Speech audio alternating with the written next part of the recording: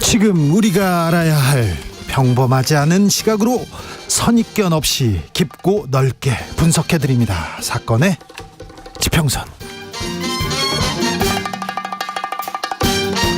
사건의 지평선 출발합니다. 주진우 라이브 법조팀장 손정혜 변호사.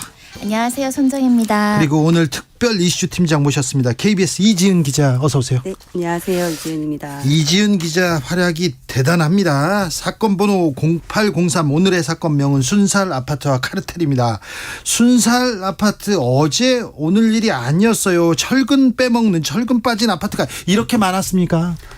네, 이 사건의 시작이 저에게 이제 활약을 해주셨다고 하셨는데, 네. 사건의 시작이 사실은 지난 4월에 있었던 인천 검단 아파트 지하 주차장 붕괴에서 네. 시작이 됐었어요.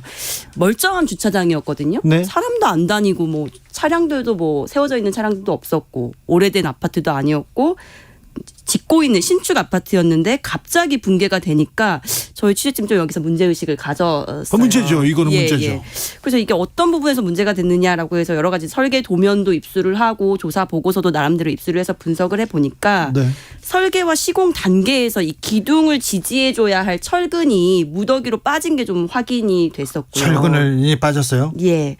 그러면서 이제 책임 시공자였던 그 당시 책임 시공사였던 이제 GS건설이 네. 이 부분에 대해서 설계 단계 또 시공 단계, 감리 단계까지 검측하지 못했다 이런 걸 지적을 했었고 그게 지난 6월에 처음 보도가 됐었습니다. 그렇죠. 그리고 이번에 LH에서 LH는 사실 국가가 서민들한테 지어주는 집이잖아요. 국가가 그러면 안 되죠. 국가가 철근 빼먹은 거 아닙니까?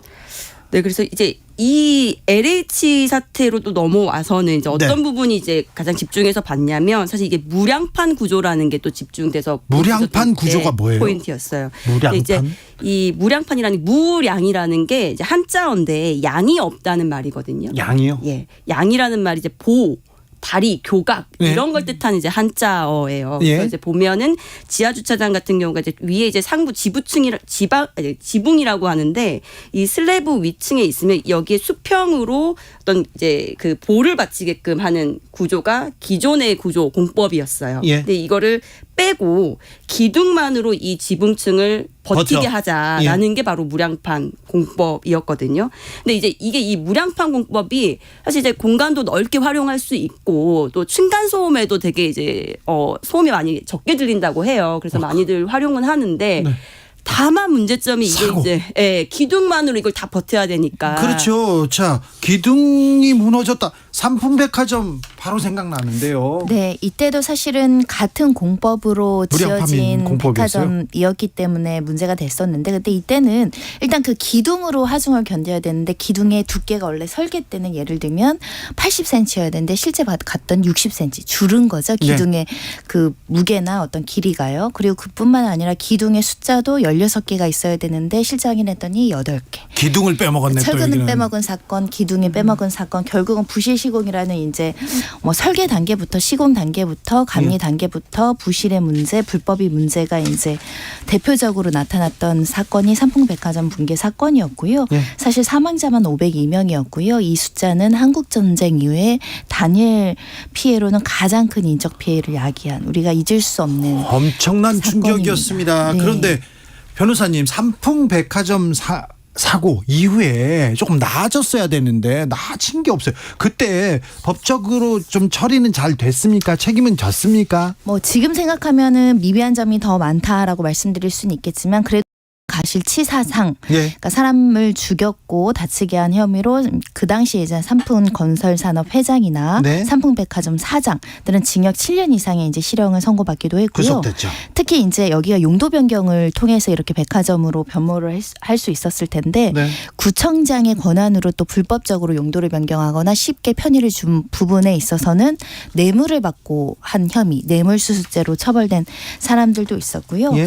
이 형사처벌 부분보다 결국 너무나 많은 인명피해가 났기 때문에 재발 방지도 논의가 되긴 했었습니다. 네. 이 건물에 대한 안전평가도 이제 구체적으로 법제화해서 실시해야 되고 특히 이제 119 등 긴급구조 군안의 어떤 실효성, 그 신속성 이런 것들도 문제점이 노출돼서 119 중앙구조대도 이제 설치가 되는데 우리 사회를 많이 변화시키긴 했는데 네. 그 그래도 이 몇 년이에요. 한 30년이 넘은 지금 95년 사건이죠? 네, 이 시점에도 부실 시공의 문제, 주차장이 가만히 있다가 무너지는 문제는 또 생기고 있습니다.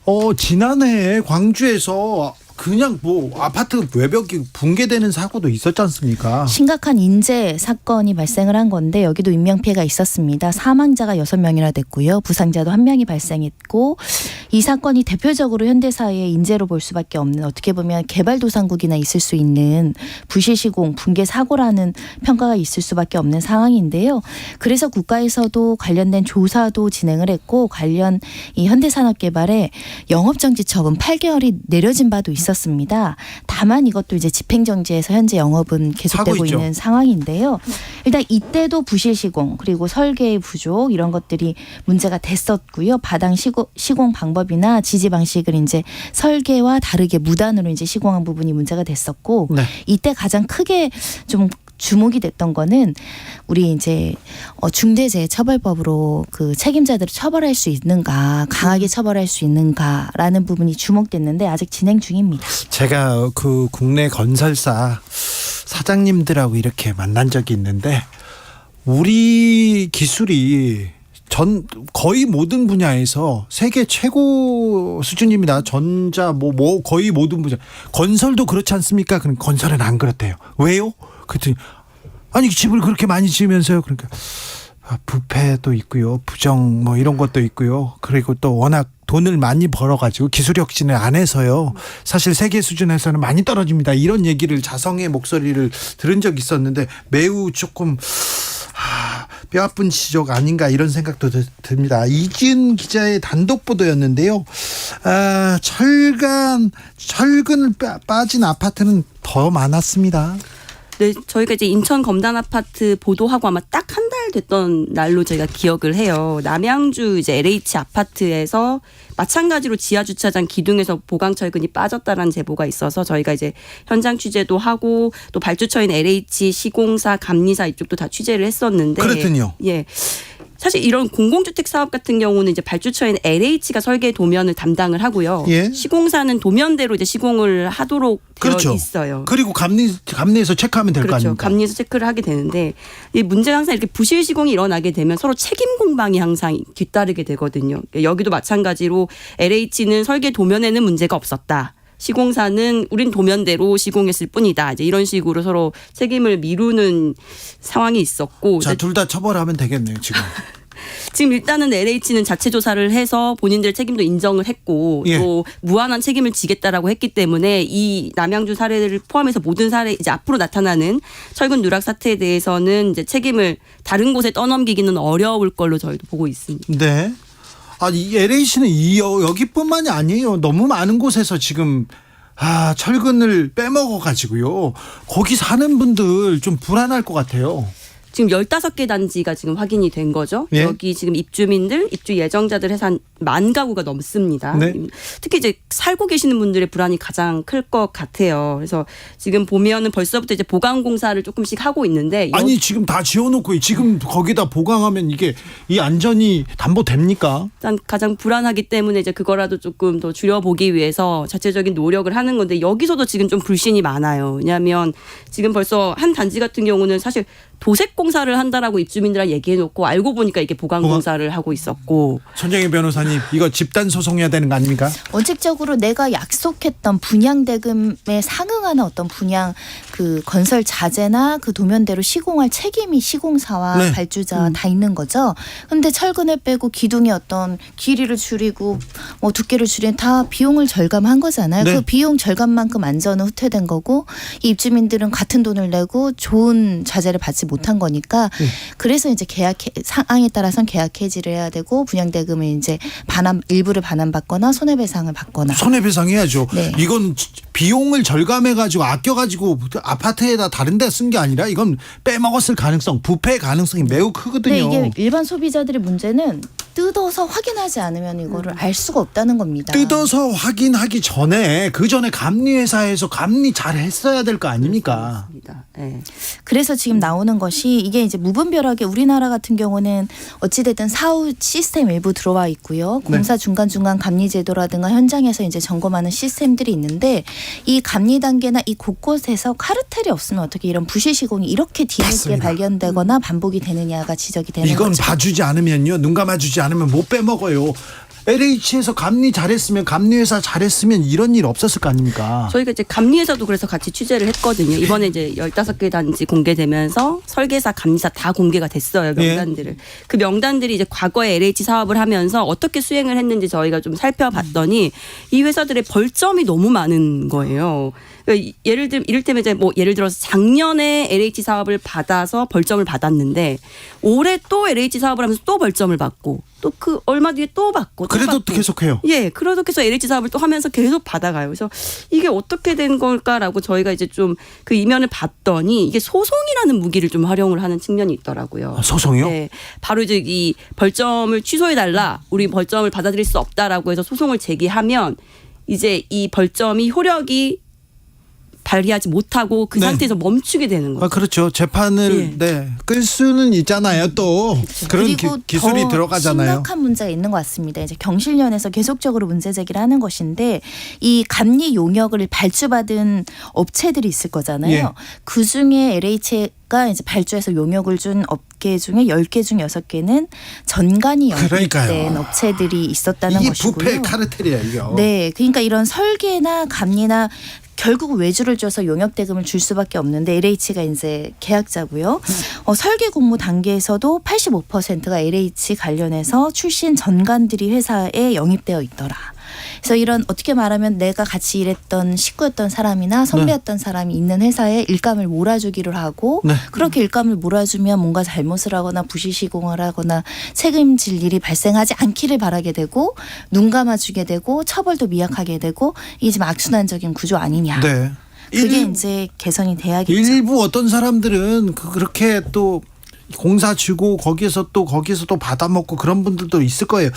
이런 부정부패 비리가 발생되면 뿌리 뽑아야 되는데 뿌리 뽑고 LH는 얼마 전에도 문제가 있었는데 근데 LH에서 이권 카르텔 다 파하겠다, 앞으로 전관 어떻게 없애겠다 이렇게 얘기하는데 변호사님 뭐 어떻게 뭐 될 것 같습니까? 일단 뭐 취업 자유가 있고 직장 선택의 자유가 있으니까 관련 유관기관에 취업하는 걸 전부 막을 수는 없습니다. 다만 그래도 우리가 이권이 연결되어 있고 커넥션이 있고 이제 공명하게 일처리를 하기 위해서는 어느 정도 정관 예우 법조계에서 정관 특혜를 금지하는 것처럼 해야 되는데 현재 규정은 좀 미흡한 점이 있어요. 2급 이상 직업만 이 퇴직하고 나서 이런 데 가지 못하도록 제한 규정이 있거든요. 그것도 일정 기간 동안. 근데 예를 들면 금융기관도 이런 취업 제한 규정이 있는데 거긴 4급 이상입니다. 2급을 넘는 사람들은 몇 명 없어요. 전체 인원 그렇죠. 대비 4.79%. 아니 그럼 2급 안 달고 3급에서 그래서 나가면 그 어쩌려고요? 전에 미리 사표를 쓴다는 그러니까요. 거예요. 취업 제한 규정을 어떻게 보면 회피하기 위해서. 예. 자, 이지은 기자님, LH가 건설 카르텔 척결하겠다 이렇게 하고 전관 특혜 다 파하겠다 이렇게 얘기했는데 좀 이번에는 믿음이 갑니까? 어떻게? 일단은 조직을 하나 구성을 했어요. 반카르텔 공정건설 추진본부라는 이제 본부를 하나. 사실 이런 사건, 이런 큰 사건 나면 뭐 그런 본부 TF팀 꾸리지 않습니까? 그렇죠.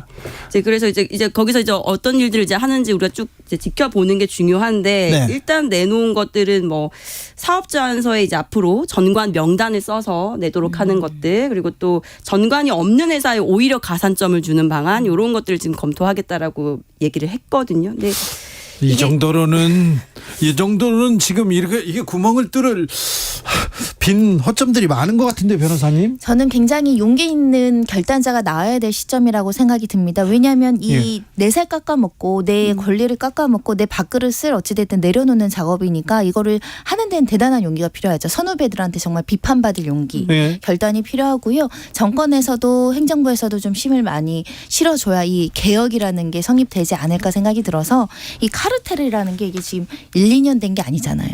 적어도 70년, 60년이 진행되어 온 카르텔입니다. 예. 대단한 용기가 필요한 작업이죠. 네. 건설하면 부실, 부패 이런 게 따라가는데 지금은 용기 있게 이 고리를 끊어야 됩니다. 근데 사실 LH 이거 그냥 민간 기업이라면 망하는 게 이게 맞는 거 아닌가 이런 생각도 해요. 망하는 데까지 망한 수준까지 이런 게 처벌받고 이 보상하도록 하는 게 맞는 것 같은데 현대 아이파크 문제도 뭐 명확하게 뭐 철거하겠다 얘기만 했지 이게 무슨 그렇다고 해서 뭐 그 회사에 큰 뭐 어려움이 있는 것 같지 않아요. 그 정몽규 회장은 축구협회 회장인데 열심히 축구협회 활동하고 있는 거 보는데 얼굴이 별로 뭐 나쁘지도 않더라고요. 그러니까 건설 현장에서 이 문제가 되돌이표가 될 수밖에 없는 게 실제 발주한 사람이 있고 원청이 있잖아요. 네. 근데 항상 원청은 하도급을 주게 되어 있고 하청한테 실제 미뤄요. 시공사들이 책임을 지게 그러니까 실제 일한 건물 올린 사람들이 주로 책임을 받는데 사실 이 사람들도 억울한 점이 우리도 이렇게 공기를 빨리 단축시키고 후려치기라고 하잖아. 공사대금 이렇게 깎지 않으면 우리도 철근 뺄 이유 없고 기둥 적게 세울 이유 없는데 다 우리한테만 책임을 강화하고 발주자, 설계자와 거기에 원청과 그리고 감리는 하청과 거의 감리. 책임에서 빠지니까 이게 어떤 불법의 처벌의 형평성이 이루어지지 않는다고 기속적으로 이제 주장을 하면서 네. 관련된 법률도 지금 국회에 많이 계류 중에 있거든요. 아니 원청에서 하청한테 하청을 주고 후려치기를 하든 뭘 하든 감리할 거 아니에요. 감독할 거 아니에요. 이거 원청이 하청한테 이렇게 미루는 거 책임 이거 미루는 거 이거 저 핑계로밖에 받아들일 수 없습니다. 그리고 또 감리회사 마찬가지고요. 감리는 또 잘해야죠. 자, 정부는 지금 잘 대처하고 있습니까? 원희룡 국토부 장관 국민들이 불안하니까 순살 아파트 표현 좀 자제해라. 순살 철근이 아예 없는 건 아니다. 조금 있다 이렇게 얘기하는데 이게 무슨 근본 대책인지는 모르겠어요. 그래도 일부 이제 관심이 있는 것 같습니다. 국토교통부에서 일단 불법 하도급은 대대적으로 이제 단속하고 절대 공개란 이런 현장의 구조적인 병폐 이제 좀 개선하겠다라고는 하지만 네. 아까 말씀드렸잖아요. 이게 이례적으로 국민들이 관심 가질 때 반짝 대책 세우고 뒤에 가면 흐지부지 되었고 법률은 개정안만 올라와 있는 상황에서 통과가 되지 않고 그래서 제가 생각하기에는 국민들이 좀 지속적으로 관심을 가져주고 정치권과 관련 유관 단체들을 좀 압박할 필요가 있다. 그래야 정말 소중한 개정안들은 통과가 될 수 있거든요. 지금 건설 노조에서도 굉장히 주장을 많이 하는 게 결국 돈 때문이잖아요. 네. 건설이 돈이 되고 돈이 있는데 부패가 있습니다. 돈을 빼먹는 자들이 붙는 것인데 그 과정에서 인력비도 낭비하려고 숙련공을 쓰지 않고 다 뭐 외국인의 잠깐 아르바이트하는 친구들 그러니까 너무 값싼 노동력으로 빨리 세우다 보니까 실수가 발생할 수도 있거든요. 그러니까요. 예, 건설 노조의 현장의 목소리도 국토부에서 좀 담아줬으면 좋겠습니다. 이지은 기자. 네, 저도 진짜 동감하는데요. 그 현장의 이야기를 진짜 많이 들었으면 좋겠어요. 그러니까 규정을 지키는 게 지금 정답이죠. 근데 네. 현장에서 또 규정을 지키기 싫어서가 아니고 도대체 지킬 수가 없다. 공사 기간은 너무 짧고 숙련된 기술사 전문적인 감리원들 너무나도 부족한데 이걸 어떻게 하라는 말이냐라는 얘기들 많이 하거든요. 사실 이런 것들 비용만 제대로 쓰면은 사실 문제될 게 없어요. 네. 인건비, 공사비 이런 것들만 제대로 써야 할 곳에 제대로 쓰면 사실 이런 문제들 많이 사라질 거라고 저는 생각을 하고 이번 기회에 안전하고 이 돈 이렇게 바꾸는 풍토 이런 거 좀 사라질 수 있는 기회가 됐으면 좋겠습니다.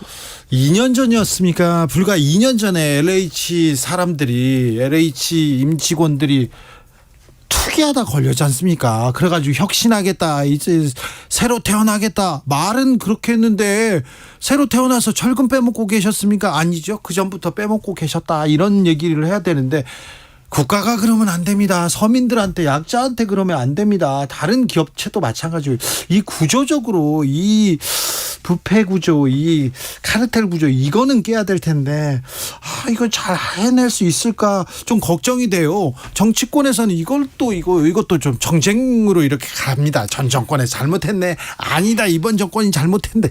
이렇게 건설업계의 부정부패 카르텔은 네. 전 정권을 걸쳐서 있는 것이죠. 네. 누구 어느 한 정권으로 문제를 해결할 수 있을 뿐만 아니라 지금 양당이 협력해도 이런 특별법이라든가 지금 이야기 나오고 건설산업기술진흥법이라든가 건설안전특별법이나 또 이거 이제 통과하는 과정에서 이해관계가 첨예하기 때문에 또 네. 반론들이 제기될 수 있거든요. 네. 국민들 눈치를 좀 많이 보셨으면 좋겠고 이제 국민들도 부실 시공이 큰 사고만 없으면 대강 눈 감아주는 것. 그러면 안 돼요. 그러면 집값 안될것 떨어진다. 내 같습니다. 집값 떨어진다. 네. 그렇게 생각하시면 안 됩니다. 안전하고 관련된 문제지 않습니까? 이지은 기자.